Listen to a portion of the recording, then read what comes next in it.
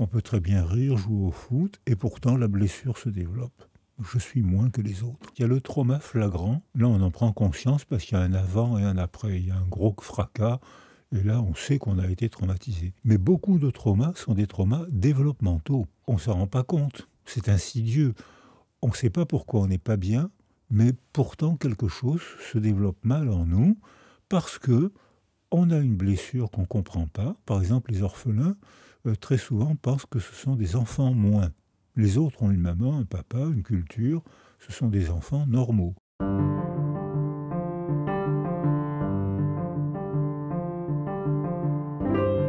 La résilience, qu'est-ce que c'est? Que faire de notre malheur? Que faire de nos difficultés? Alors voilà, la résilience, c'est un peu un mot, un peu valise, un peu gadget, on ne sait plus trop quoi ce que ça veut dire. Eh bien, aujourd'hui, dans Dialogue, on va éclairer le sens de la résilience. Et pour ça, rien de mieux que de recevoir Boris Cyrulnik. Je suis vraiment trop content de le recevoir.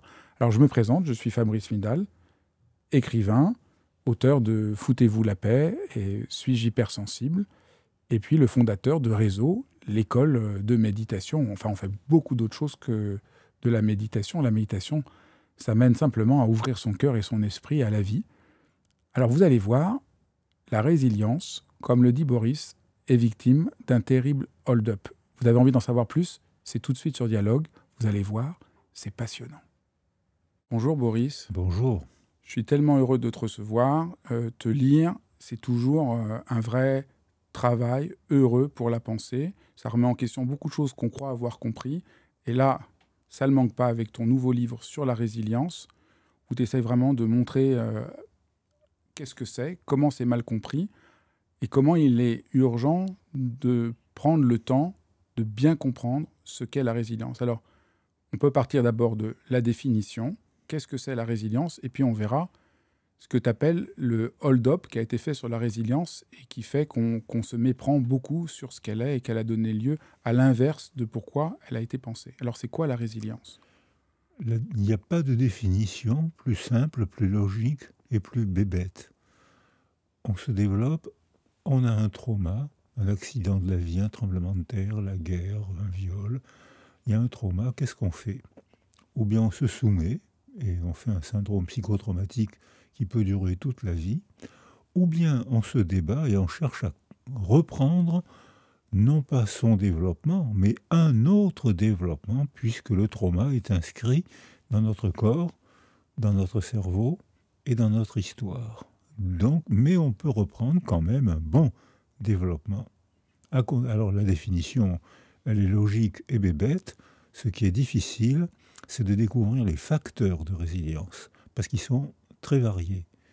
Il y a le facteur génétique, facteur épigénétique, facteur biologique, énorme facteur affectif, facteur psychologique et facteur socioculturel. Donc, il faut se mettre en équipe pour répondre à cette question, ce que j'ai fait pendant 40 ans. Et là, on peut, à condition d'avoir un raisonnement écosystémique, on peut tenter de répondre à la question « Comment reprendre un bon développement après un fracas traumatique ?» Alors, dans la définition, si on reprend les points, la résilience s'adresse à un fracas traumatique. Et donc, une des mécompréhensions, c'est de prendre la résilience à tout bout de champ. Je suis triste, comment je vais trouver de la résilience? J'ai un petit problème. C'est pas du tout ça. La résilience est vraiment dans le cadre d'une fracture traumatique. Mais bien sûr, si on a un développement sans problème, on n'a pas besoin du concept de résilience. S'il y a une blessure, un fracas, on ne peut pas ne pas se poser le problème, ou si on ne se pose pas le problème, c'est qu'on se soumet.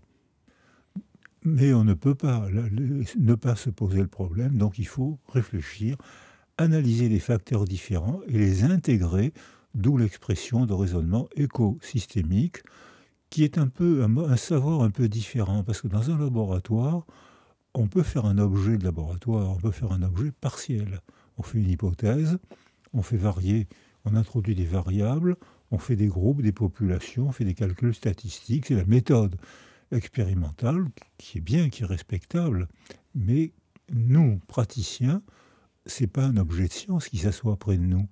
C'est une personne avec son histoire, son cerveau, sa biologie, sa famille, ses croyances, son contexte culturel, et il faut qu'on analyse tout ça.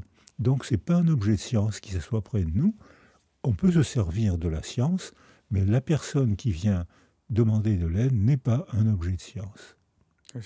Merci de le rappeler. Je crois que c'est une confusion importante de rappeler ça. Donc, est-ce qu'on sait forcément qu'on a vécu un trauma?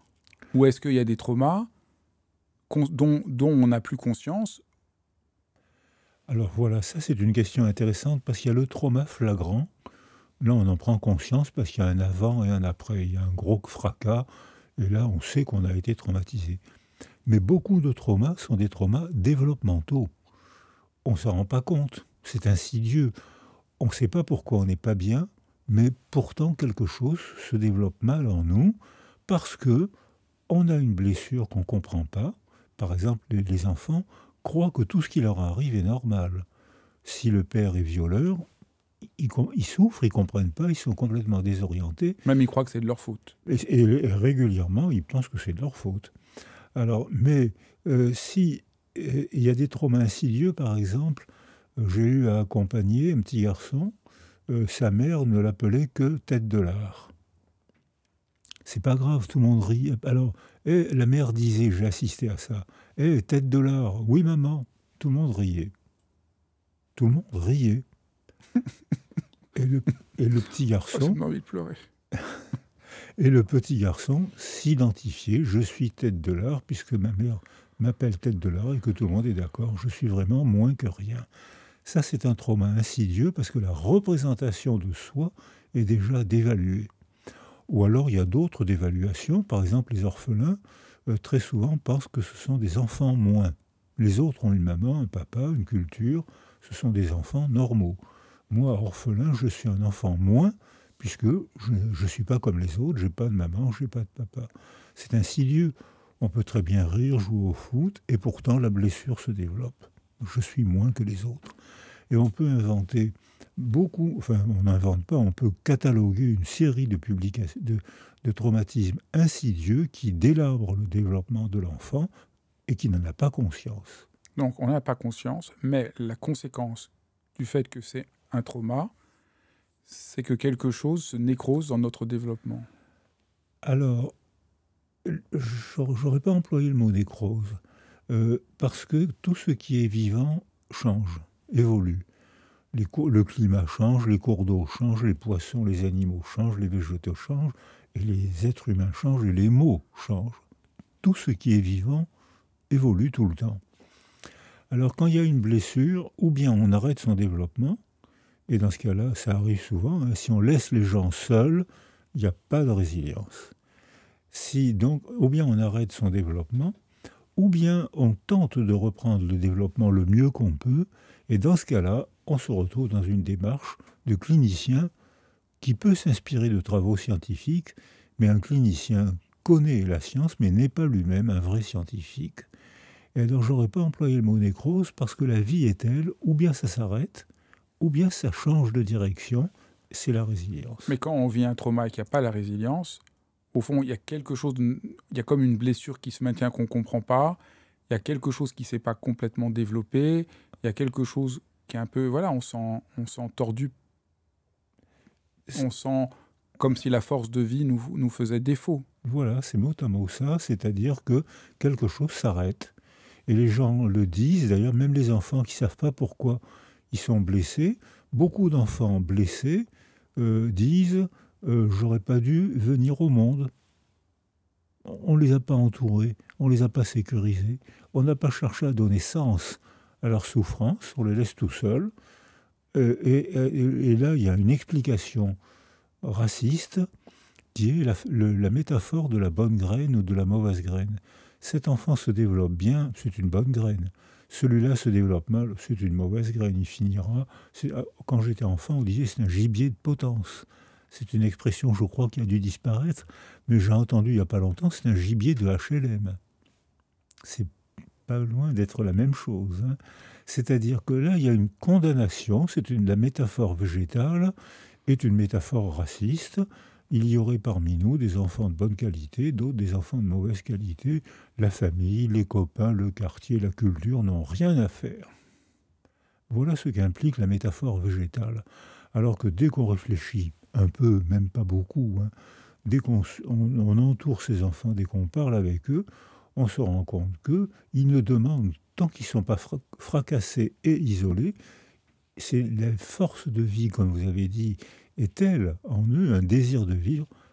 Tant que ça ne dure pas trop longtemps, c'est les enfants, ils ont un grand désir de vivre, on peut leur tendre la main et ils reprennent un développement résilient. Si on ne leur tend pas la main, si on ne leur tend pas la parole, ils s'éteignent. Donc ça, c'est très important. Ça a des conséquences politiques énormes qui sont au cœur de votre livre, parce que ce que vous dites, c'est que l'enfant ne demande qu'à une chose, c'est à croître, à se développer, à prendre place dans la société. Et donc, vous allez à l'encontre de tous ceux qui disent que, voilà, qu'il y a des mauvaises graines, que l'enfant est par nature pervers, dangereux, qu'il faut le dresser, ou qu'il n'y a rien à faire parce qu'il Il est de mauvaise qualité. Il est de mauvaise qualité. Donc ça, c'est vraiment... Et ce n'est pas juste une opinion que vous avez, ça, c'est fondé sur 40 ans de travail pour essayer d'établir ce fait. C'est fondé sur 40 ans de travail, même plus, parce que je me pose le problème depuis mon enfance, où j'ai entendu « il faut dresser les garçons ». C'était « on dressait les garçons ». La phrase que j'ai entendue, c'est « il faut dresser les garçons, sinon ils vont devenir des bêtes sauvages ». Et qu'est-ce qu'on faisait pour les dresser?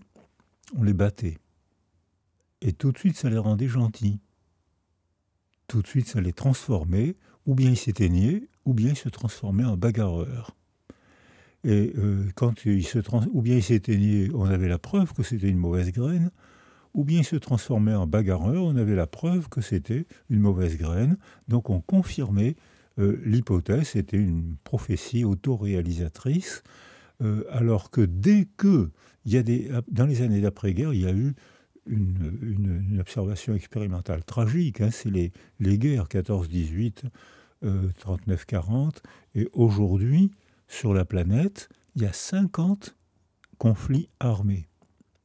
48% de la population des êtres humains sur Terre aujourd'hui vivent dans un pays en guerre. Qu'est-ce que ça va donner? Ça va sélectionner les garçons violents, puisqu'on a besoin de garçons violents pour faire la guerre. On va leur apprendre à tuer. On va leur donner des raisons de tuer, on va légitimer, on va raconter des histoires. Les autres sont des ennemis. Si tu les tues, tu auras une médaille. C'est-à-dire, on est récompensé si on tue quelqu'un, un ennemi en période de guerre. On est récompensé, on est formé pour ça. Les garçons étaient, ce que j'ai connu et subi, les garçons étaient entraînés pour faire la guerre, récompensés s'ils tuaient. C'est fou de dire des choses comme ça. Et c'est la culture qui était malade. Ce qu'on voit actuellement, c'est la culture qui est malade. Regardez, les motifs de la guerre de 14-18, c'était un assassinat. Donc le Serbe qui a tué l'archiduc d'Autriche, c'est ça? Oui. Il méritait un procès, il méritait une punition, mais ça ne méritait pas une guerre mondiale. C'est un enclenchement de système qui a provoqué une guerre terrifiante, surtout pour les hommes. Les hommes ont été... Il n'y a pas eu d'hommes, il y a eu 1,5 million de jeunes hommes tués, et ceux qui ne sont pas morts ont été toute leur vie très altérés. Alors pourquoi donc c'est faux que l'enfant, cette histoire de mauvaise graine? Donc là, vous montrez, c'est faux parce que c'est confirmé. C'est-à-dire que si on manipule l'enfant pour qu'il devienne violent, il devient violent. Donc ça, c'est une raison. Est-ce qu'il y a d'autres raisons qui montrent que l'enfant, au fond, a une force de vie saine en lui à la naissance? Alors je pense que, sauf les rares maladies génétiques ou les encéphalopathies ou les accidents qui existent, il vaut mieux ne pas les rater, mais ils sont très minoritaires. L'immense majorité des souffrances d'un enfant, il souffre parce que son milieu souffre. Par la guerre, par le conflit, la violence conjugale, par un accident, un tremblement de terre, la précarité sociale, beaucoup la précarité sociale, qui fait que tous les jours, il y a une blessure. Le frigidaire est vide, je ne pourrais pas payer mon loyer. Tous les jours, il y a une blessure. Donc voilà, c'est pratiquement ce que je viens de dire, c'est pratiquement... Oui, et puis les violences que font les parents aux enfants. Alors, les violences que font les parents, on parle toujours actuellement de la violence des hommes, ce qu'il faut faire. Il y a un étonnant silence sur la violence des femmes, qui existe aussi beaucoup, y compris pour la violence sexuelle. Seulement, comme elles sont moins violentes populationnellement, en pourcentage, que les hommes, elles sont moins violentes que les hommes, mais elles sont beaucoup plus violentes que ce qu'on croit, notamment dans les infanticides. Donc le choix du récit, c'est déjà révélateur de l'idéologie de celui qui parle. Je choisis ce que j'ai envie de démontrer. Donc là, il y a déjà un biais. On recrute ce qu'on a envie de démontrer et on arrive à la conclusion. Tout de suite après l'hypothèse, on arrive à la conclusion. Donc là, il y a un défaut de raisonnement qu'on pratique tous, et je crois que votre serviteur a dû le pratiquer. Ça reste entre nous, mais je crois que ça a dû lui arriver aussi, que de faire ce biais. En quoi c'est fondamental de découvrir qu'on a subi un trauma? En quoi c'est une révolution dans la compréhension de l'être humain? La notion de trauma n'est pas si ancienne, c'est quand même une avancée. Ça remet en question beaucoup de compréhension de l'être humain. Moi, j'ai l'impression qu'une des premières choses que ça implique, c'est que donc, je ne suis pas coupable de quelque chose. C'est pas que j'ai pas bien eu ce complexe d'Oedipe ou que j'ai pas dû faire ceci ou j'ai pas dû faire cela. Je vais mal parce que j'ai vécu un trauma. J'ai l'impression que ça crée une révolution très importante de la compréhension de la psyché humaine. Absolument. C'est-à-dire que vous avez cité Freud, les Grecs. Freud s'est beaucoup servi de la notion de trauma, il l'a beaucoup élaboré, et pourtant, le 19e siècle, avec la chirurgie et les accidents de chemin de fer, ont élaboré la notion de trauma. Ferenczi, qui était un élève de Freud, donc qui s'est disputé avec lui. Très fortement disputé, justement sur cette question-là, parce qu'un des enjeux, oui, de l'opposition entre Ferenczi et Freud, c'est que Ferenczi pense le trauma comme fondamental plus que Freud. Voilà. Et alors, il y a eu donc Freud qui s'est servi de la notion de trauma, mais pour lui, le trauma, c'était l'explication de l'hystérie. Une fille a été agressée sexuellement, c'est pour ça qu'elle est devenue hystérique. Pas les garçons, d'après lui, qui ne s'en est même pas préoccupé. Or, ça arrive aussi chez les garçons, beaucoup moins que chez les filles, mais ça arrive aussi. Donc, il y a eu cette notion de trauma, agression sexuelle, hystérie. Freud s'en est servi. Le mot hystérie a complètement disparu de la classification internationale. Aujourd'hui, il n'a plus aucun sens. D'autant que le mot a tellement dérivé qu'il s'est transformé en insulte. Donc, il faut supprimer ce mot. Il n'a plus de fonction. Il est usé à la poubelle. En revanche, quand il y a eu la période hégémonique de la psychanalyse, qui a pris le pouvoir partout, dans la littérature, dans la culture, ce qui a été une révolution, Freud et les siens, fin 19e, ça a été une révolution, parce que avant Freud, si je me sentais mal, il fallait chercher le bouc émissaire. Je me sens mal parce que, alors, le bouc émissaire, c'est l'étranger, le juif, la sorcière. Avec ces trois boucs émissaires, vous êtes sûr de tout expliquer. Qu'est-ce qu'on fait quand on a trouvé le bouc émissaire? On chasse les étrangers, on tue les juifs, on fait des bûchers pour les sorcières, et bien sûr, tout ira mieux. On a raisonné comme ça pendant 1000 ans. Alors, il y a eu ensuite la méthode hégémonique où la psychanalyse a pris le pouvoir. Alors, au début, c'était une vraie découverte. C'est là-dedans que ça se passe. Ça a été une vraie découverte. Mais les théories de la résilience aujourd'hui disent ça se passe là-dedans parce que c'est imprégné par une faillite en dehors. Quelque chose s'est mal passé autour de nous, enfants. Violence conjugale, précarité, ce qu'on disait tout à l'heure, tremblement de terre, ça peut exister aussi, guerre, beaucoup guerre. Quelque chose s'est mal passé autour de nous qui fait que l'enfant s'est développé dans un milieu appauvri qui a tutorisé des développements déviants et l'enfant se développe douloureusement. Il apprend à souffrir. Le milieu lui apprend à souffrir. Et ce que je dis là maintenant, le photographie en neuroimagerie. On photographie sans peine qu'un enfant isolé en carence affective, dans les années 60, quand j'étais interne en neurologie, on voyait les atrophies cérébrales à l'encéphalographie gazeuse. On n'avait pas les moyens d'aujourd'hui, mais on voyait sans difficulté les atrophies frontales, les atrophies ventriculaires, les atrophies périaqueducales.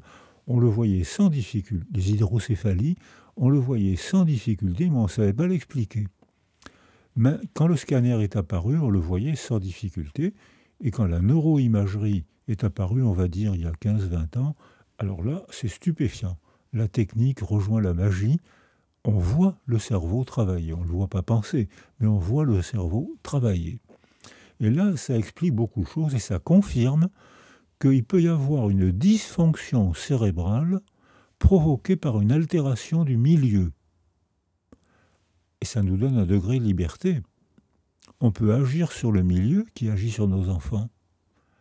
On a donc un degré, on sait, quand on a compris les facteurs de protection et les facteurs de vulnérabilité, ce qui permet la résilience ou ce qui l'empêche, on peut agir sur le milieu qui tutorise le développement du cerveau, le développement psychologique, le développement langagier, social, etc.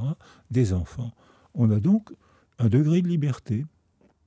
Si on ne le fait pas, si les décideurs politiques, éducatifs, parfois parentaux, ne le font pas, on a aussi une culpabilité de ne pas l'avoir fait. On engage l'État, la famille, la culture doit être engagée pour l'éducation des enfants. Donc là, c'est ça la révolution de la compréhension du trauma sur le développement de l'individu et sa souffrance. C'est le lien à l'extérieur qui est moins clair dans la psychanalyse.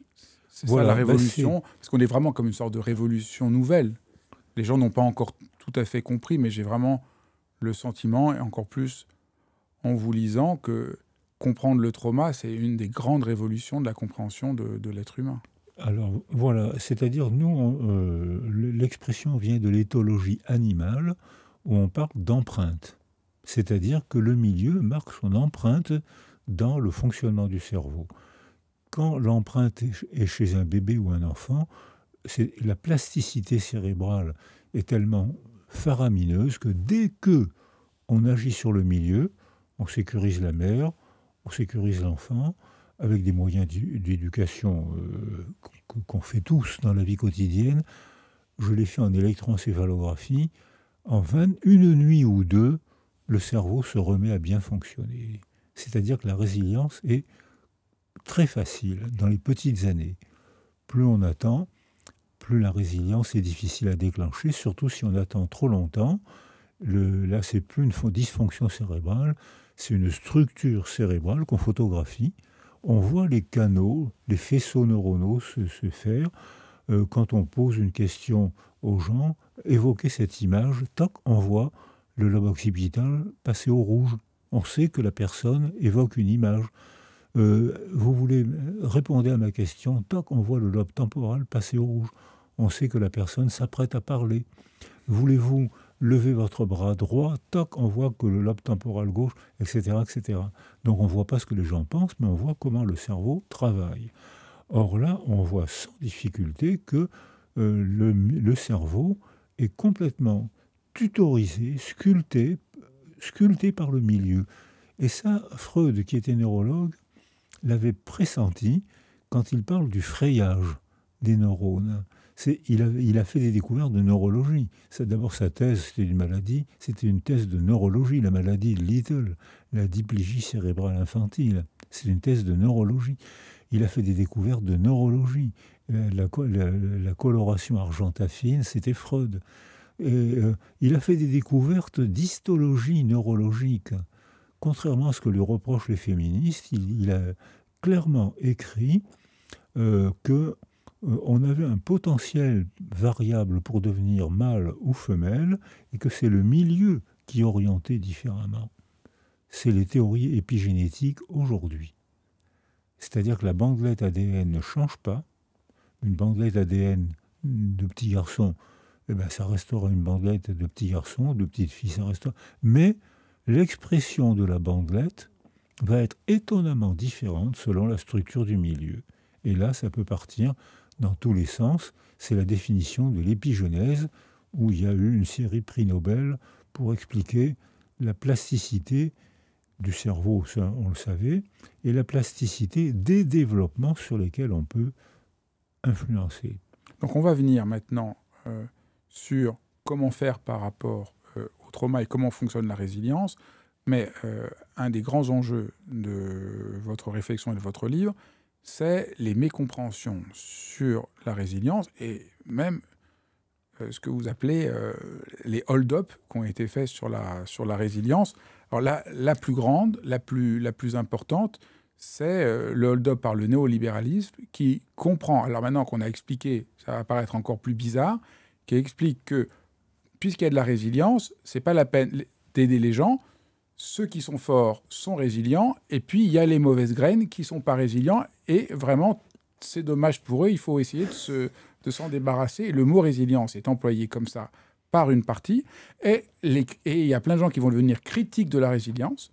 Il y a plein de gens qui s'engagent contre la résilience, disent « moi je ne suis pas du tout pour la résilience », parce qu'ils n'attaquent pas du tout la résilience comme on l'a définie, mais ils attaquent cette vision néolibérale qui est le plus grand contresens de ce qu'est la résilience, si j'ai bien compris. Vous m'avez compris.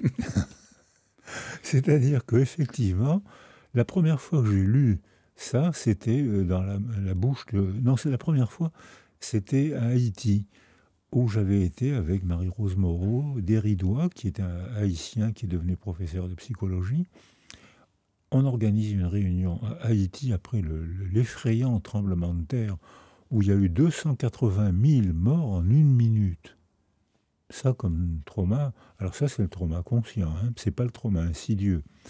Et il y a eu un trauma effrayant. Arrivent les hommes politiques qui disent ayez confiance, les Haïtiens sont résilients, vous n'avez donc pas besoin de l'aide de l'État, vous êtes merveilleux. Stupeur, stupeur. C'est exactement le contraire de tout ce que nos travaux démontrent depuis plus de 40 ans. C'est-à-dire que, alors comment est-ce possible ça? C'est arrivé à Darwin. Les mots sont des organismes vivants qui changent quand change le contexte.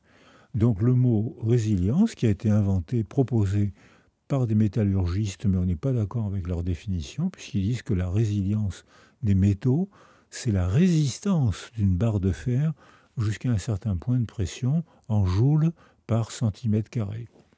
C'est la résistance, c'est pas la résilience. Et ça ne reprend pas un autre développement. Donc, c'est écrit clairement, hein, la résilience, c'est la résistance. Ben non, pour nous, la résilience, c'est néo-évolution. Résistance, coping, to cope with, c'est autre chose, c'est affronter. C'est autre chose. Alors, il y a Haïti, les Haïtiens indignés, je comprends leur indignation, on leur dit, vous n'avez pas besoin de l'État.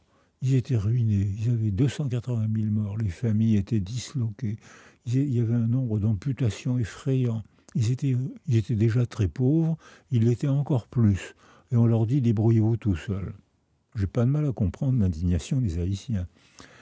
Mais c'est arrivé à Darwin exactement avec les mêmes mots. Darwin pense le concept d'évolution, il trouve des fémurs d'animaux qui n'existent plus, il trouve des archives dans les pierres, des archives végétales ou des archives animales, et il dit, c'est donc que la preuve que les végétaux, tout ce qui est vivant, évolue, et que l'organisation du milieu, qu'il appelle la sélection naturelle, sélectionne les plus aptes à vivre dans ce nouveau contexte. L'année d'après, 1860, Spencer, Haeckel, Galton, précurseurs récupérés par le nazisme, l'année d'après, récupère la sélection du plus apte et le transforme en sélection du plus fort. Dévoiement, hold-up, dévoiement, c'était en 1860. Dévoiement. Et hop, les nazis prétendent avoir la preuve biologique, la preuve scientifique qu'il faut éliminer les faibles pour que les forts soient encore plus forts. Donc il faut éliminer les malades mentaux, les handicapés, il faut les éliminer pour que la société fonctionne mieux. Et j'ai vu dans le régime, dans les écoles nazies, je l'ai vu aussi dans les écoles communistes, avant l'effondrement du mur, j'ai vu pour les enfants dans les écoles, les dictatures s'attaquent d'abord aux enfants. Un enfant de 5 à 10 ans, on le prépare à l'esprit dictatorial. Dans 5 ans, on lui donne une arme et il passe à l'acte. Et les écoles, ce qu'on voit en France aujourd'hui, les écoles sont déjà ciblées par le djihad. Mais donc, on voit qu'un an après, apparaît ce dévoiement. Or, c'est totalement faux, totalement illogique. Les dinosaures étaient les plus forts. Le milieu change un peu. Il paraît que c'est à cause d'une planète qui a modifié l'air. Bon, je dis ce que j'ai lu. La planète a modifié l'air, a modifié la synthèse de la chlorophylle. Les plus forts disparaissent. Et c'est nos ancêtres, les petits rongeurs, qui sont les plus aptes à se développer dans ce nouveau contexte. Sélection du plus apte, pas sélection du plus fort. Donc là, c'était un hold-up par des gens qui avaient envie, on a des envies de théorie, ils avaient envie de montrer que la race supérieure, c'était les blancs aux yeux bleus. Ce que je conteste. Donc on voit bien, là c'est vraiment analogique. La même manière que Darwin montre l'importance de la collaboration, l'importance de l'empathie pour le développement. Le plus apte, c'est peut-être celui qui a le plus d'empathie, donc c'est pas du tout ce qu'on raconte. Il y a un hold-up par une sorte de néolibéralisme, de l'individualisme, et c'est la même chose qui s'est passée sur la résilience. Vous avez cité Haïti, dans le livre vous citez aussi Bush qui dit la même chose, après les attentats du 11 septembre. Il parle aussi de « soyez résilients ». Alors, on ne dit pas à quelqu'un « soyez résilient », puisqu'on l'a vu, la résilience s'orchestre en lien avec l'État, des aides, un accompagnement, au fond tout un réseau. Au fond, il y a un réseau qui permet à un individu de se déployer. Personne ne peut se déployer tout seul. Donc la résilience, au fond, c'est aussi un concept, une manière très profonde d'arriver à penser hors de l'illusion dans laquelle nous sommes souvent, de l'individu isolé, seul, qui décide par lui-même, avec cette illusion sur une conscience individuelle, autonome, l'illusion sur la volonté. Tout ça apparaît comme ne tenant pas debout, et c'est ça qui est remis en question par le... C'est complètement disqualifié par la biologie, la psychologie, la génétique. C'est un non-sens. C'est une absurdité, c'est un cul-de-sac conceptuel. Et effectivement, la notion d'individu est remise en cause par les travaux sur la résilience. Et au Japon, on m'a souvent dit la notion d'individu est une illusion de pensée occidentale. Et en effet, depuis qu'on a travaillé sur climat et développement biologique, on sait que la sécrétion des neurohormones n'est pas la même dans les plaines et au sommet des montagnes. La sécrétion des hormones n'est pas la même s'il fait chaud ou s'il fait froid, si on est dans une glaciation ou si on est dans une période de réchauffement. Donc notre corps est pétri par l'écologie et notre âme est pétrie, sculptée par les récits d'alentour. L'individu est une notion, une illusion de pensée, et pourtant, nous, quand on raisonne, on met la personne, c'est pas l'individu. L'individu, c'est ce qui ne peut pas être divisé sous peine de mort, alors que la personne, c'est le sujet de sa parole. Je vais vous raconter mon histoire. Je suis sujet de ma parole. Mais je ne sais pas pourquoi je suis sujet de ma parole, je ne sais pas pourquoi j'ai été sculpté par mon milieu quand j'étais enfant, notamment l'importance des 1000 premiers jours, c'est-à-dire préconception, avant la conception, l'organisation. Alors nous, on raisonne avec la notion de bulle sensorielle, de bulle sensorielle. C'est-à-dire qu'il y a un entourage sensoriel qui entoure un bébé dans le ventre des femmes. Si l'entourage sensoriel est cohérent, le bébé se débrouille, il a tout ce qu'il faut pour bien se développer. Si la mère est stressée, elle sécrète plus d'hormones du stress, schématiquement cortisol, catécholamine, Il y en a d'autres, mais c'est les plus faciles à doser et elles sont fiables. S'il y a un stress aigu, ce que j'ai vu à l'échographie, la mère est stressée, le cœur du bébé s'accélère presque en temps réel. Et puis hop, si la mère est calmée, ce stress aigu n'a rien délabré. Donc tout ça remet en question voilà, ce mythe néolibéralisme qui veut supprimer l'intervention de l'État, libérer le marché, que c'est la loi du plus fort qui va régner. Tout ça est... Totalement. Donc ça, c'est le premier hold-up. Il y a un deuxième hold-up, c'est que on a accusé la résilience d'être un optimiste un peu béat, puisqu'au fond, s'il y a de la résilience, au fond, quoi qu'il arrive, on s'en tire toujours. Alors, oui, on peut reprendre. Alors, on peut reprendre un bon développement, mais ça tombe pas du ciel. C'est-à-dire qu'il faut analyser les facteurs, il faut s'engager dans une relation préverbale, il faut s'engager dans une relation verbale, il faut s'engager dans la société, à condition qu'on y soit accepté, il faut s'engager peut-être même dans la spiritualité, qui n'est pas la religion, la spiritualité, parce que nous, êtres humains, on est capable de se représenter quelque chose de totalement impossible à percevoir. Dieu, la vie après la mort, un accident, un scandale, le premier pogrom au moment des premières croisades, voilà, c'est impossible à percevoir. Et pourtant, ça déclenche en moi des émotions intenses qui modifient le fonctionnement de mon cerveau.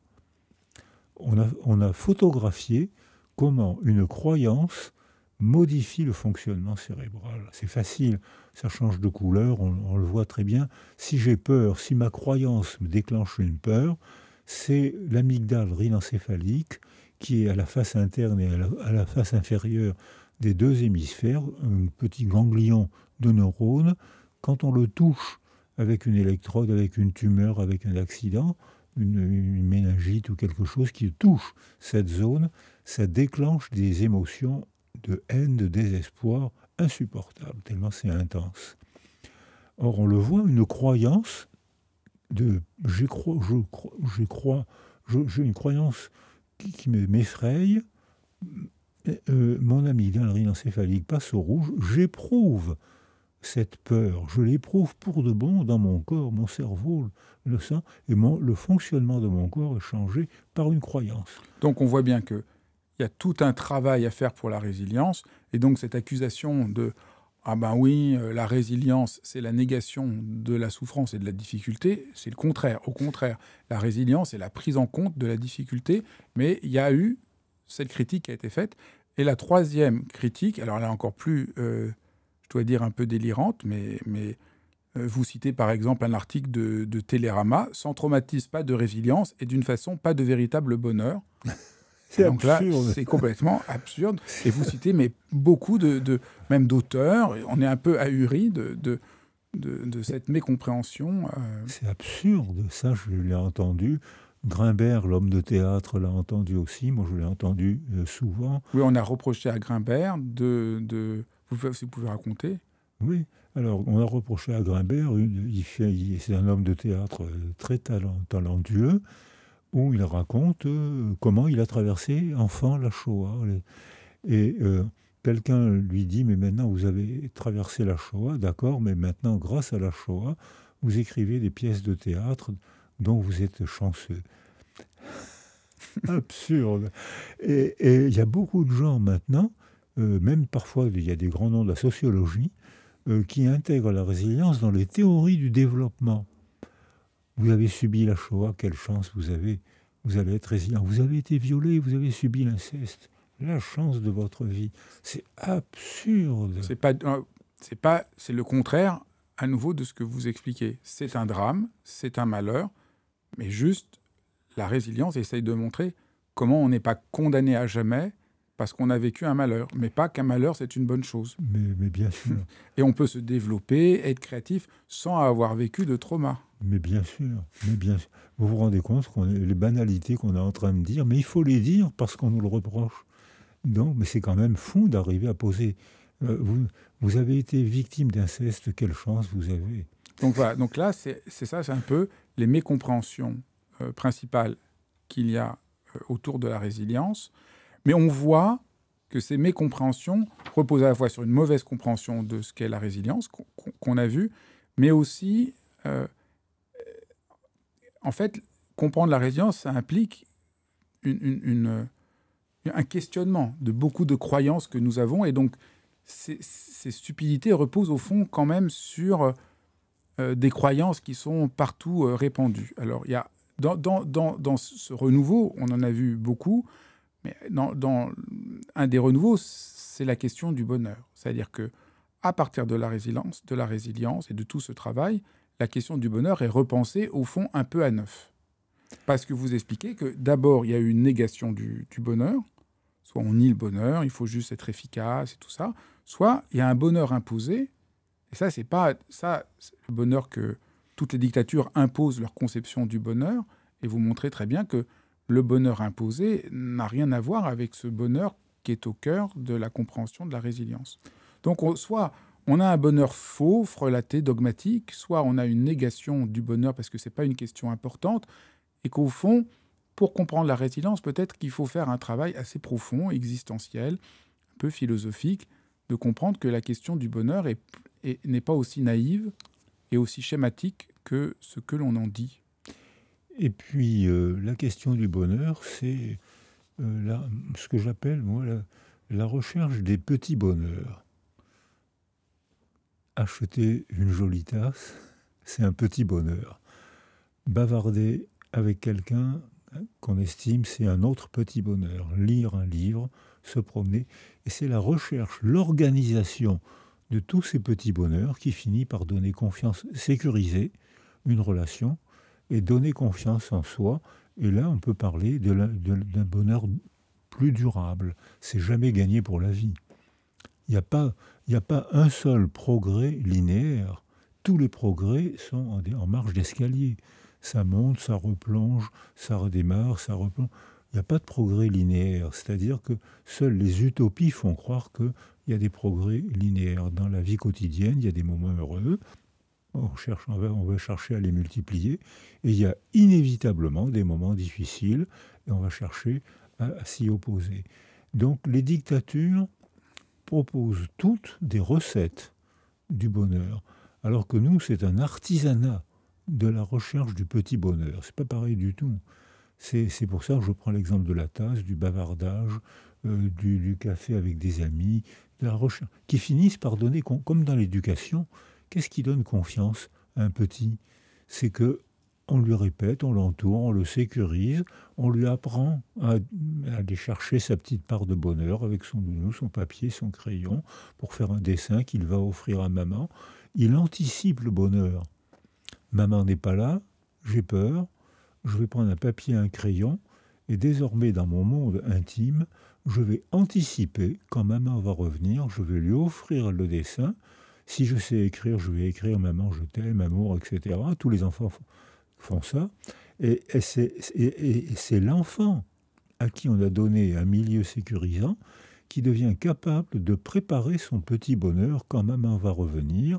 Je vais lui donner le dessin et on va s'embrasser et on va faire la fête. J'ai construit ma part de bonheur. Donc ça, c'est un premier point qui demande à être défini, repenser la question du bonheur. Voilà. Le deuxième point, on en a déjà parlé, mais c'est vraiment central, c'est la question de l'assistance. Pour la résilience, pour comprendre ce que c'est, il faut penser qu'on a besoin d'être accompagné, on a parlé d'être dans un réseau, et l'assistance, c'est vraiment fondamental. Bon, ça, c'est vraiment un peu un des cœurs de tout votre travail, mais c'est bien de le rappeler. L'être humain a besoin d'aide pour grandir, et en cas de trauma, il a besoin encore plus d'aide. Vous ne pourrez pas me citer l'exemple d'un seul bébé humain qui pourrait se développer sans autre. Vous n'y arriverez pas. Si on met un bébé humain ou un enfant humain seul, ou bien il s'éteint, ou même il meurt. C'est une description qui a été faite par Spitz et Anna Freud en 1943, où il y avait tellement d'orphelins à Londres, à cause les Anglais ont payé très cher la victoire sur le nazisme, Et les bombardements de Londres fait que beaucoup d'enfants avaient vu leurs parents mourir ou eux-mêmes avaient été pris sous les décombres. Et ensuite, ils avaient été mis dans des institutions où la reprise développementale était très différente selon l'institution. Il y a des institutions où la plupart des bébés, après le trauma, ont repris un bon développement, la résilience, et d'autres institutions, au contraire, où les bébés n'ont pas réussi. Ou plutôt, j'aurais dû dire, où on n'a pas réussi à aider les bébés à reprendre un bon développement. Et Spitz, préfacé par Anna Freud, a décrit l'anaclétisme, ce que j'ai vu. Je l'ai vu en France, je l'ai vu en Roumanie, je l'ai vu en Colombie. Les bébés abandonnés, il n'y a pas de relation autour d'eux, l'isolement sensoriel, ils se mettent à plat ventre et ils attendent la mort. Quand en Roumanie, on a fait des neuroimageries, tous ces enfants avaient les mêmes altérations cérébrales, atrophie des 2 lobes préfrontaux, pas d'anticipation, personne vers qui tendre les bras, personne vers qui babiller, rien, atrophie. Atrophie des 2 systèmes limbiques, pas de relation, rien à mettre en mémoire. Rien, atrophie, le neurone n'est pas stimulé, se couche. Les synapses, j'aurais dû dire, pas stimulées, se couchent. Hyperfonctionnement de l'amygdale rhinencéphalique, qui normalement est freiné par le lobe préfrontal. Là, le lobe préfrontal ne fonctionne pas parce qu'il n'y a pas d'altérité.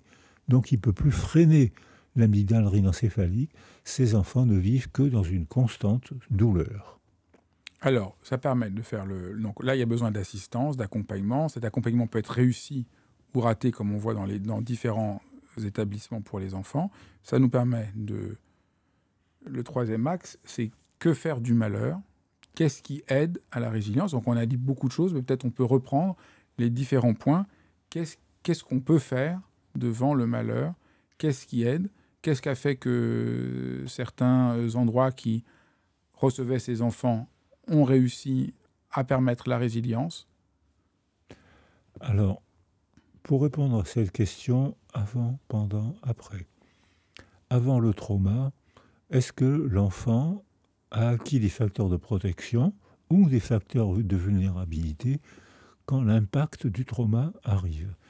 S'il a acquis des facteurs de protection, il parle bien, il a confiance en lui, il va souffrir, mais il va garder espoir.